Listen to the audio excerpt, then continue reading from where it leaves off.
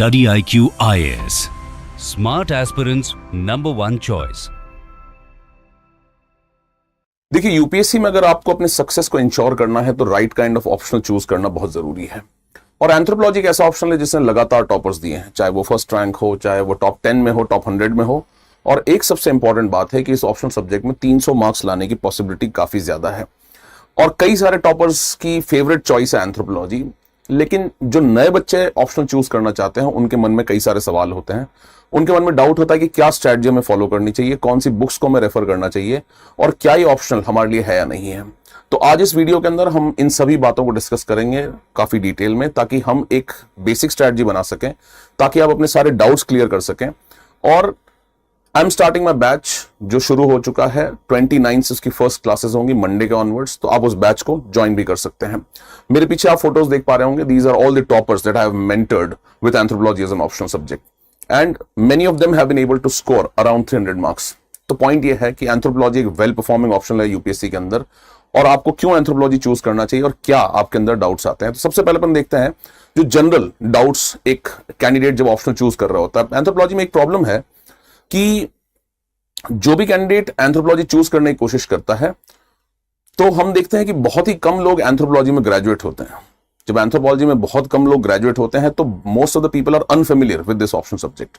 But let me assure you and tell you कि जितने भी टॉपर्स एंथ्रोपोलॉजी के साथ निकले हैं उनमें से किसी का भी ग्रेजुएशन एंथ्रोपोलॉजी के अंदर नहीं था, यानी कि it is an option subject for everyone. कई बार लोगों के मन में डाउट आता है कि इसका जीएस के साथ ओवरलैप है या नहीं है। देखिए, जीएस के साथ ओवरलैप की बात करें तो जीएस पेपर 1 में सोसाइटी, जीएस पेपर 2 में सोशल जस्टिस, जीएस पेपर 3 में साइंस एंड टेक, और इनफैक्ट प्रीलिम्स में जो आपका जेनेटिक्स वाला पार्ट आता है that also gets covered here. And eventually क्योंकि आप कल्चर्स की पढ़ाई करते हैं, इसके अंदर डाइवर्सिटी की पढ़ाई करते हैं, ट्राइबल्स के बारे में पढ़ते हैं, तो ये आपको एथिक्स के अंदर कंपैशन और आपको रिस्पॉन्सिवनेस जो गुड गवर्नेंस का पार्ट होता है उसमें भी आपको काफी हेल्प करता है। और प्लस जब आप इतनी सारी नॉलेज ले लेते हैं सोसाइटीज, कल्चर्स के बारे में और ह्यूमंस के बारे में, तो इवेंचुअली आप इसका यूज ऐसे के अंदर बहुत सारे एग्जाम्पल्स में भी कर सकते हैं। यानी कि it's an option subject which assures you of getting a very good score in the mains examination, in the optional itself, plus वो GS में भी आपको हेल्प करता है। अब देखिए, क्यों इस ऑप्शन सब्जेक्ट में इतने ज्यादा मार्क्स आते हैं, इसका भी एक बहुत बड़ा रीजन है। पहला, जो नेचर ऑफ क्वेश्चंस एग्जाम पूछे जाते हैं वो काफी स्ट्रेट फॉरवर्ड है। दूसरा, जो मेन पार्ट है इस ऑप्शन सब्जेक्ट का वो रिलेटिवली ऑब्जेक्टिव है, बहुत ज्यादा एनालिसिस की जरूरत नहीं पड़ती। ऑफ कोर्स आजकल एनालिटिकल क्वेश्चन आने लगे हैं, लेकिन फिर भी मेजॉरिटी पेपर अभी भी स्टैटिक टाइप का ही आता है। प्लस इसके अंदर करंट अफेयर्स हमें अपडेट करने की जरूरत नहीं है। तो ये सारी चीजें इसे एक यूनिक ऑप्शन बनाती है। पेपर 2 की बात करें तो पेपर 2 के अंदर सिलेबस काफी छोटा है as compare to paper 1। Paper 1 is as big as any other option subject, but paper 2 is relatively small because there are only few topics which are part of the paper 2। तो एक एक करके हम इन सभी सारी बातों को डिस्कस करते हैं और जानते हैं कि आखिर एंथ्रोपोलॉजी आपको क्यों चूज करना चाहिए। देखिए, सबसे पहले कुछ क्वेश्चंस जो स्टूडेंट्स के दिमाग में आते हैं कि ऑप्शन चूज कैसे करना चाहिए। तो देखिए, मेरा तो उन्हें एक ही सजेशन होता है कि अगर आपको ऑप्शन सब्जेक्ट चूज करना है तो जो सबसे प्राइमरी चीज है वो है कि आपको अपना इंटरेस्ट इंश्योर करना होगा। क्योंकि बिना इंटरेस्ट के अगर आप किसी भी ऑप्शन सब्जेक्ट को चूज कर रहे हैं तो ये आपकी गलती हो सकती है, जिसकी वजह से आपको एग्जाम के अंदर कॉस्ट हो सकती है। क्यों? क्योंकि आप एक ऑप्शन सब्जेक्ट को लगभग 6 से 8 महीने तक पढ़ते हैं। सबसे मैक्सिमम टाइम आप जिस सब्जेक्ट में इन्वेस्ट करते हैं वो आपका ऑप्शन सब्जेक्ट है। तो अगर आप अपना टाइम मैक्सिमम ऑप्शन सब्जेक्ट में इन्वेस्ट करते हैं और अगर आपको उसमें इंटरेस्ट ही नहीं है तो ऐसे में आपके लिए एक बहुत बड़ी प्रॉब्लम खड़ी हो सकती है। इसीलिए इंटरेस्ट मुझे लगता है सबसे प्राइमरी है। लेकिन बिसाइड्स इंटरेस्ट आपको एक दो चीजों का और ध्यान रखना चाहिए। पहला, आप उसका सिलेबस गो थ्रू करें। दूसरा, आप उसके पीवाईक्यूज का नेचर देखें। प्लस मैं कहता हूं कि एक बेसिक टेक्स्ट को भी आपको पढ़ लेना चाहिए। इसका बेसिक टेक्स्ट यानी कि कोई बेसिक बुक आपको गो थ्रू कर लेनी चाहिए। अब आप पूछ रहे होंगे कि एंथ्रोपोलॉजी के अंदर कौन सी ऐसी बेसिक बुक है जो हम रेफर कर सकते हैं। देखिए, बाकी सब्जेक्ट्स की तो आती है एनसीईआरटी, लेकिन एंथ्रोपोलॉजी के अंदर एनसीईआरटी नहीं आती है, इसलिए इसका ऑल्टरनेटिव हमारे पास में है केरला स्टेट बोर्ड की SCERT books 11th and 12th class. तो this gives you a very firm understanding of what anthropology is. दूसरा, आप जाकर स्टडी आईक्यू के चैनल पर मेरे वीडियोस देख सकते हैं जहां मैंने इंट्रोड्यूस किया है कि आखिर ये सब्जेक्ट है क्या, क्या इसका कोर है, क्या इसके बेसिक्स हैं। आप उनको भी जाकर देख सकते हैं, रेफर कर सकते हैं, so that you get an idea. दूसरा, देखिए कि क्यों ये टॉपर्स की एक इंपॉर्टेंट चॉइस बनता जा रहा है। टॉपर्स की इंपॉर्टेंट चॉइस बनने का कारण यह है कि इस सब्जेक्ट के अंदर मार्क्स बहुत ज्यादा आते हैं। दूसरा, इट इज एब्सोल्युटली ऑब्जेक्टिव। ये सब्जेक्ट बहुत ज्यादा एनालिटिकल नहीं है। इस सब्जेक्ट में जो क्वेश्चंस का नेचर है बहुत स्ट्रेट फॉरवर्ड है। और देखिए जब रिलेटिवली कम टाइम लगता है ऑप्शन को प्रिपेयर करने में, तो आप जीएस के अंदर भी थोड़ा ज्यादा टाइम इन्वेस्ट कर सकते हैं। इसीलिए एंथ्रोपोलॉजी एक बहुत इंपॉर्टेंट चॉइस बन के आ रहा है ऑप्शन जितने टॉपर्स हैं उनकी। दूसरा एक आता है कि सिर्फ बायो बैकग्राउंड वाले ही इसे चूज कर सकते हैं। देखिए इसमें दो कंपोनेंट्स हैं पूरे पेपर के अंदर। पहला पार्ट है फिजिकल एंथ्रोपोलॉजी, दूसरा पार्ट है सोशल कल्चरल एंथ्रोपोलॉजी। जो फिजिकल एंथ्रोपोलॉजी जिसे हम बायोलॉजिकल एंथ्रोपोलॉजी बोलते हैं, डेफिनेटली बायो के स्टूडेंट्स को लगता है कि उन्हें यहां एडवांटेज होगा, लेकिन मैं आपको बता दूं कि इसमें इतनी बायो की जरूरत है जितनी एक 10th क्लास के बायो का स्टैंडर्ड्स का जो बच्चा है वो जानता है बायोलॉजी, उतनी ही बायो की आपको यहां जरूरत है। कैसे? एंथ्रोपोलॉजी का कोर है ह्यूमन इवोल्यूशन। ह्यूमन इवोल्यूशन को समझने में जो बायोलॉजी की जरूरत पड़ेगी, बस उतनी ही बायोलॉजी की हमें जरूरत है। फॉर एग्जांपल हमें डेंटल स्ट्रक्चर्स की जरूरत पड़ेगी, जो हम थोड़ा सा जानेंगे। थोड़े से फॉसिल्स की बोन्स की हमें जरूरत पड़ती है, वो हम जानेंगे। और स्कल के शेप और डायग्राम की जरूरत पड़ती है, यानी कि हमें बाकी जो ह्यूमन एनाटॉमी है उससे कोई बहुत ज्यादा लेना देना नहीं है। दूसरा, इस पूरे सब्जेक्ट में जो बायोलॉजिकल एंथ्रोपोलॉजी वो सिर्फ एक कंपोनेंट है। मेजॉरिटी पोर्शन इसके अंदर सोशल कल्चरल एंथ्रोपोलॉजी का है। आधा पेपर 1 सोशल कल्चरल एंथ्रोपोलॉजी है और पेपर 2 ऑलमोस्ट पूरा सोशल कल्चरल ही है। यानी कि सोशल कल्चरल एंथ्रोपोलॉजी का वेटेज ठीक ठाक या बायोकल्चरल जो बायोलॉजिकल एंथ्रोपोलॉजी उससे काफी ज्यादा है। इसीलिए ये ऑप्शनल सब्जेक्ट सभी के लिए है, नॉट जस्ट बायोलॉजी वालों के लिए। यानी कि you can be an engineer, you can be a graduate in any other subject, but still you can choose anthropology. And the beauty of this subject is most of the toppers did not have anthropology as their graduation subject, and that is why you can choose this optional even if you do not have biology. Then I've already talked about कि GS के साथ overlap, I told you, क्योंकि इसके अंदर आप marriage, family, kinship, caste system, religion, political institutions, economic institutions सभी के बारे में पढ़ते हैं। तो ये वाले पार्ट जो है आपको सोसाइटी सेक्शन जो है अपना जीएस पेपर 1 का, उसमें बहुत हेल्प करता है। पेपर 2 के अंदर आप tribe, caste, Indian village, Indian civilisation, Indian culture, ये सब की चीजें पढ़ते हैं, तो आपको वो जीएस पेपर 1 के सोसाइटी में बहुत हेल्प करता है। प्लस ट्राइबल्स, कास्ट, ओबीसीज, ये एससीज एंड एसटीज, इनके सारे इश्यूज जो हैं जो आपके ऑप्शन पेपर 2 में आते हैं, वो आपको जीएस पेपर 2 में सोशल जस्टिस में काफी हेल्प करते हैं। प्लस जेनेटिक्स एक बहुत इंपॉर्टेंट कंपोनेंट है फिजिकल एंथ्रोपोलॉजी का, वो आपको प्रीलिम्स में बहुत हेल्प करता है। प्लस साइंस एंड टेक्नोलॉजी के कुछ सेक्शंस में आपको हेल्प करता है जीएस पेपर 3 में। सबसे इंपॉर्टेंट बात, आप इसमें कल्चर्स पढ़ते हैं और आप डाइवर्सिटी ऑफ कल्चर्स पढ़ने के बाद में आपको ये रियलाइज होता है कि कोई भी कल्चर सुपीरियर या इंफीरियर नहीं होता है, और ये आपको हेल्प करता है एथिक्स के पेपर में to fulfil the needs of the administration, like being compassionate, being public service oriented. ये सारी चीजें आप तभी कर सकते हैं जब आपको इन कल्चर्स की अंडरस्टैंडिंग हो, तो ये आपको और ज्यादा सेंसिटिव बनाता है। तो आपको एथिक्स में भी ये इनडायरेक्टली हेल्प करता है। प्लस ऐसे में जब आपके पास बहुत सारे एग्जांपल्स होंगे सोसाइटी के, तो definitely it is going to help you in essay writing also. Plus is it a small subject? देखिए ऑनेस्टली अगर मैं आपको बताऊं तो पेपर 2 इसका काफी छोटा है। पेपर 1 लेकिन किसी भी अदर दूसरे ऑप्शन सब्जेक्ट के बराबर है, तो पेपर 2 छोटा होने की वजह से सब्जेक्ट थोड़ा छोटा हो जाता है। और जब सब्जेक्ट थोड़ा मैनेजेबल लगता है तो ऐसे में आप जीएस के अंदर भी कंसिडरेबल टाइम इन्वेस्ट कर सकते हैं। कई बार ऑप्शन सब्जेक्ट इतना बड़ा हो जाता है कि आपको जीएस के अंदर प्रिपरेशन करने का टाइम ही नहीं मिलता है, और वहां पर एंथ्रोपोलॉजी आपको काफी एडवांटेज देता है। इन सभी, मुझे लगता है कि आप सबकी भी यही क्वेरीज रही होंगी जब आपने इस ऑप्शन के बारे में सोचा भी होगा। तो अब क्वेश्चन आता है कि हमें प्रिपेयर कैसे करना, which is also very interesting part, which is something that every student wants to know. अब ये जानने से पहले कि इसे कैसे प्रिपेयर करना है, हमें ये जानना जरूरी है कि सब्जेक्ट के पार्ट्स क्या क्या हैं। तो जैसा कि सभी जानते हैं और आपने कहीं ना कहीं सुना होगा, एक मेन कंपोनेंट इसका है फिजिकल एंथ्रोपोलॉजी, जिसे हम बोलते हैं बायोलॉजिकल एंथ्रोपोलॉजी। दूसरा कंपोनेंट इसका है जिसे हम कहते हैं आर्कियोलॉजिकल और कल्चरल एंथ्रोपोलॉजी। लेकिन ब्रॉडली आप पूरे सिलेबस को देखेंगे, 1 is physical, second 1 is cultural. Archaeology को भी अगर आप देखेंगे तो ये एक तरह से कल्चर का ही पार्ट है, जस्ट ह्यूमंस के पास्ट कल्चर्स, जैसे palaeolithic period, neolithic period, mesolithic period, ये सब ह्यूमंस के पास्ट कल्चर्स के बारे में है। तो आर्कियोलॉजी भी एक तरह से कल्चरल एंथ्रोपोलॉजी का पार्ट ही हो गया है।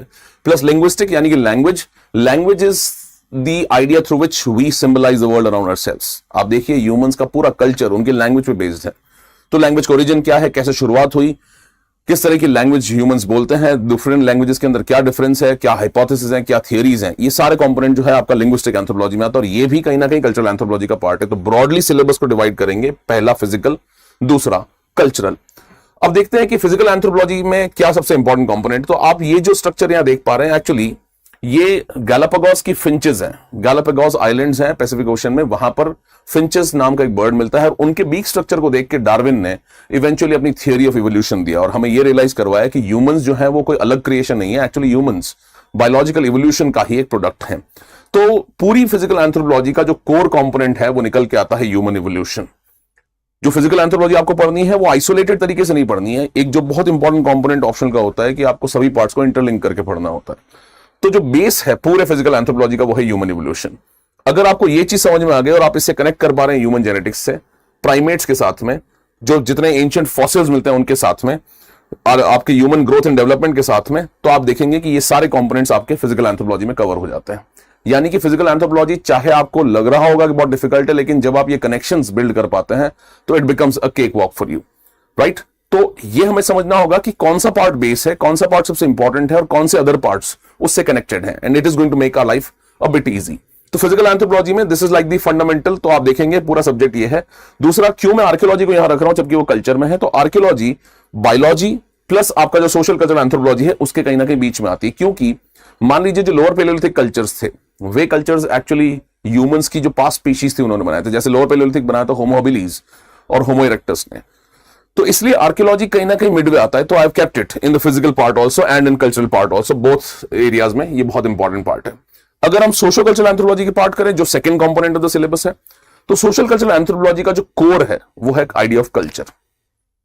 यानी कि जो कल्चर का कॉन्सेप्ट है कि ह्यूमंस में कल्चर क्या चीज होती है, क्या इंसान का कल्चर जो है वो उसका जेनेटिक चीज है कि वो उनके जीन्स के अंदर होता है, या फिर वो इंसान इस दुनिया में आने के बाद पड़ता है। कल्चर के क्या तरीके होते हैं, कल्चर के क्या कैरेक्टरिस्टिक्स होते हैं, और उससे रिलेटेड पूरी थियरीज है एंथ्रोपोलॉजी के अंदर। यानी कि culture is the core concept, theories उसका बेसिस है। इसके बेसिस पर हम पढ़ते हैं different types of marriages, families, kinships, economic systems, political organisations and religious practices across the societies. जैसे एक सिंपल एग्जांपल आपको देता हूं, मान लीजिए मैरिज के बारे में बात करें, तो हम जिस सोसाइटी में रहते हैं तो मैरिज में हमें क्या लगता है कि एक ही टाइप की मैरिज होती है, जिसे हम कहते हैं मोनोगमी। यानी कि एक मेल एक टाइम पे एक फीमेल से शादी कर रहा है। लेकिन आप जान के हैरान होंगे कि इतनी सारी प्रैक्टिसेस हैं और इतने सारे रूल्स हैं शादी से रिलेटेड कि आप उसको देखकर सरप्राइज रह जाएंगे। फॉर एग्जांपल, एक हम कहते हैं पॉलीजिनी। पॉलीजिनी यानी कि one male is marrying more than one females at the same time period. दूसरा होता है पॉलीएंड्री, जिसमें एक फीमेल एक से ज्यादा मेल मेंबर्स से शादी करती हैं। और आपने सुना होगा अभी रिसेंटली सोशल मीडिया के ऊपर हिमाचल में बहुत फेमस हो रहा था। उसके बाद में इसमें ऐसे ऐसे माइन्यूट रूल्स हैं कि आपको कास्ट के अंदर शादी करनी होगी, आपको गोत्र के बाहर शादी करनी होगी, आपको अपनी क्लैन के बाहर शादी करनी होगी, और कई सारे और एग्जांपल्स हैं जैसे levirate marriages, sororate marriages, uncle niece marriages, cousin marriages. इतनी सारी टाइप्स हैं और ये कई सारी ट्राइबल सोसाइटीज में मिलती है। तो मोस्टली जो सोशल कल्चरल एंथ्रोपोलॉजी का पार्ट है कि हमें इन डिफरेंट इंस्टीट्यूशंस के बारे में पढ़ना है कि ट्राइब्स के अंदर ये कैसे एग्जिस्ट करते हैं। मैरिज ट्राइब्स में कैसी होती है, फैमिली ट्राइब्स में कैसी होती है, प्लस मेन स्ट्रीम सोसाइटी में कैसी होती है, या उनके इकोनॉमिक प्रैक्टिसेस क्या मॉडर्न इकोनॉमिक प्रैक्टिसेस की तरह है कि या मॉडर्न कैपिटलिज्म वो फॉलो करते हैं। इन सारी चीजों का कंपोनेंट आपका सोशल कल्चर में, और यही मैं कह रहा था कि ये आपको जीएस पेपर 1 में सोसाइटी सेक्शन में काफी हेल्प करता है। तो मैं जैसे मैरिज का आपको बता रहा था, कितने सारे रूल्स हैं, parallel marriages, cousin marriages, levirate marriages, sororate marriages, uncle niece marriages, monogamy, polygyny, polyandry. यानी कि we get to know that a very simple phenomena like marriage is not something that we know about। सिर्फ जो हमें पता है वही marriage नहीं है, मैरिज उससे बढ़कर कई गुना ज्यादा है और कई सारे इसके कंपोनेंट्स हैं। तो इसी तरह से हमें पढ़ना होता है। बात करें पेपर 2 की, तो मैंने आपको बताया था पेपर 2 रिलेटिवली छोटा है। आर्कियोलॉजी जिसके अंदर आप ह्यूमंस के पास्ट को पढ़ते हैं, आपने एंशिएंट हिस्ट्री में पढ़ा होगा, लेकिन यहां हम उसे थोड़े डिफरेंट एंगल से पढ़ते हैं। उसी का पैरेलल हमें दिखता है इंडियन एंथ्रोपोलॉजी के अंदर भी, यानी कि pre historic and proto historic cultures of India. तो लोअर पेलियोलिथिक वर्ल्ड लेवल पे, लोअर पेलियोलिथिक इंडिया में, मिडिल पेलियोलिथिक वर्ल्ड में, मिडिल पेलियोलिथिक इंडिया में, अपर पेलियोलिथिक वर्ल्ड में, अपर पेलियोलिथिक इंडिया में, या फिर जो ह्यूमन रिलेटेड फॉसिल्स हैं जो बाहर मिले हैं और इंडिया में इसके पैरेलल्स कौन से हैं, ये कंपोनेंट है। यानी कि ये पूरा का पूरा पेपर 1 से ओवरलैपिंग है। फिर एक इंपॉर्टेंट कंपोनेंट है कि इंडियन सोसाइटी की बेसिक वैल्यूज क्या है, क्या ट्रेडिशनल इंडियन सोशल सिस्टम है, उसके बारे में एक डिस्कशन है जो कि काफी स्ट्रेट फॉरवर्ड। जैसे आपने सुना होगा पुरुषार्थ जो है ह्यूमन लाइफ का ऑब्जेक्टिव बताता है, उसके सोशल इंप्लीकेशंस क्या है। जैसे आपने उसमें वैल्यूज पढ़ी होंगी, धर्म, अर्थ, काम और मोक्ष, वर्णाश्रम, ऋण, ये सभी कर्मा थियोरी, ये रीबर्थ थियोरी, ये सारी थियोरीज आपने पढ़ी होंगी। और उसका बहुत ही फंडामेंटल मीनिंग प्लस उसका सोसाइटी के ऊपर क्या इंप्लीकेशन है, कैसे वो सोसाइटी को एक वैल्यू सिस्टम प्रोवाइड करता है, ये इसका पार्ट है जो कि बहुत ही सिंपल है समझने में। कास्ट सिस्टम, हम सभी इंट्रीग रहते हैं, हम सभी क्यूरियस रहते हैं कि कास्ट सिस्टम कैसे समझना है। तो caste system is another component in this. Caste से ही related village studies and social change, की गांव के अंदर कैसे बदलाव आ रहा है और कास्ट सिस्टम कैसे गांव के अंदर ऑपरेट करता है और क्या और पेक्यूलर फीचर्स हैं इंडियन विलेजेस के।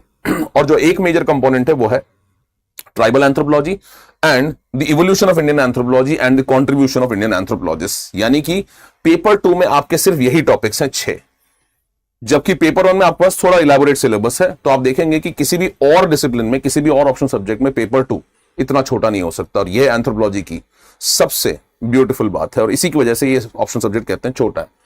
अब मैं आपको बोल रहा था कि क्योंकि किस तरह से इसको प्रिपेयर करना है, कि हमने समझ तो लिया सिलेबस को, लेकिन क्या हमें क्या प्रोसेस फॉलो करना है। प्रोसेस है, सबसे पहले हमें थॉरो अंडरस्टैंडिंग करनी होगी। And if you are going to join my batch, my focus is on this only, thorough understanding. यानी कि आप अगर कंसेप्चुअल क्लैरिटी होगी तो आपको वो चीजें हमेशा याद रहेंगी। एक बात याद रखिएगा कि ऑप्शनल सब्जेक्ट के अंदर आप रटकर एग्जाम पास नहीं कर सकते, और एंथ्रोपोलॉजी में लोग ये गलती करते हैं, वो ऑप्शनल सब्जेक्ट को रटने की कोशिश करते हैं।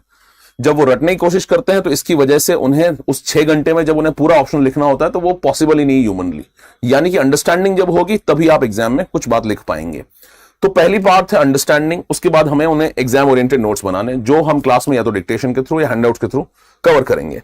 तीसरा इसका सबसे इंपॉर्टेंट कंपोनेंट है कि आप प्रीवियस से क्वेश्चंस लिखें और एंटिसिपेटेड क्वेश्चंस को भी लिखें, और फाइनली हम जाके उसको टेस्ट में करें। यानी कि एक फुल सर्कल है जो वर्चुअस सर्कल बन जाएगा आपकी प्रिपरेशन का। अंडरस्टैंडिंग वाले पार्ट में लेक्चर्स हम ऑर्गेनाइज करेंगे, उसके बाद में डाउट क्लियरिंग सेशंस इसमें होने चाहिए, plus some component of book reading is also there which one should do. तो बिना किताब पढ़े आपको ये सब्जेक्ट समझ में नहीं आ सकता है, जो एक बहुत ही इंपॉर्टेंट कंपोनेंट है।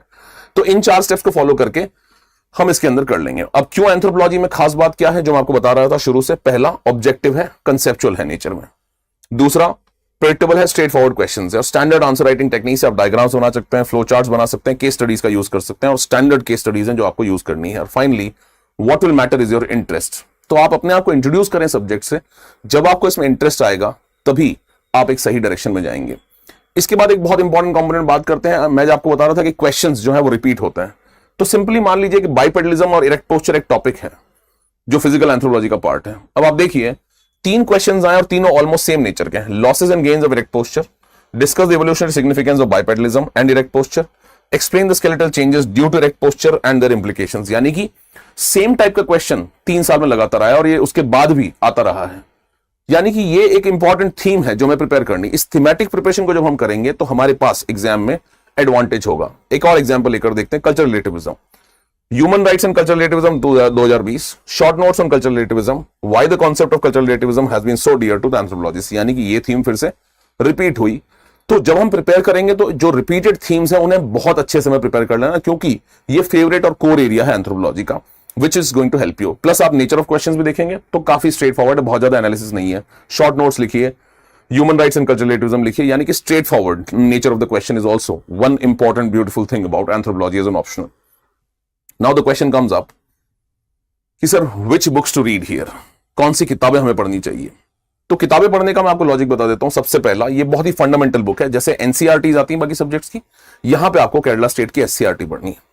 दूसरा, एमर एंड एमर एक स्टैंडर्ड टेक्स्ट बुक है जो हम रेफर करेंगे क्लासेस में। हम आपको चैप्टर बताऊंगा कौन कौन से चैप्टर्स आपको पढ़ने हैं। वैसे रिकमेंडेड है पूरी पढ़ें, लेकिन कुछ एरियाज हैं जो बहुत इंपॉर्टेंट है, बहुत अच्छे से लिखे हुए हैं, बहुत अच्छे से एक्सप्लेन्ड है, बहुत स्टैंडर्ड टेक्स्ट बुक है। फिर इंडियन एंथ्रोपोलॉजी के लिए नदीम हसनैन इंडियन एंथ्रोपोलॉजी और नदीम हसनैन ट्राइबल एंथ्रोपोलॉजी। आपको फिजिकल एंथ्रोपोलॉजी के लिए अलग से जाकर पीनाथ वगैरह पढ़ने की जरूरत नहीं है। We are going to make sure that we have best coverage of physical anthropology and important components of social cultural anthropology in notes and the handouts. यानी कि हमें एक बहुत ही full fledged strategy, and I think I have introduce you to almost all important components related to anthropology. और इसीलिए अगर आपको एंथ्रोपोलॉजी आप मन बना चुके हैं, आप सोच चुके हैं कि आपको एंथ्रोपोलॉजी लेना है, तो my batch is starting on 30th July. 30th जुलाई को मेरी फर्स्ट क्लासेस होंगी, जिस दिन आप ज्वाइन कर सकते हैं, तब आप एडमिशन क्लोज होंगे। फर्स्ट क्लासेस होंगी 29 से 30th को ये बैच क्लोज होने वाला है, and you can join it using my code MSc Live।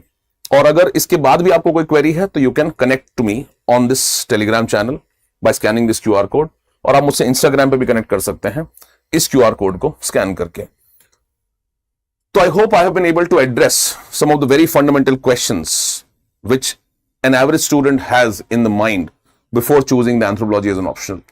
सिर्फ इसलिए मत एंथ्रोपोलॉजी को छोड़ दीजिए कि ये अनफेमिलियर है, इसलिए चूज कीजिए और इन्फॉर्म तरीके से चूज कीजिए, और देखिए कि यार एंथ्रोपोलॉजी की क्या इंपॉर्टेंट बात है कि हर आदमी एंथ्रोपोलॉजी लेकर 300 ज्यादा मार्क्स लाने की कोशिश कर रहा है। Thank you so much. If you still have any doubts, I already told you, contact me here Telegram पे, contact me on Instagram. Thank you so much. Study IQ IAS, making India smarter and better.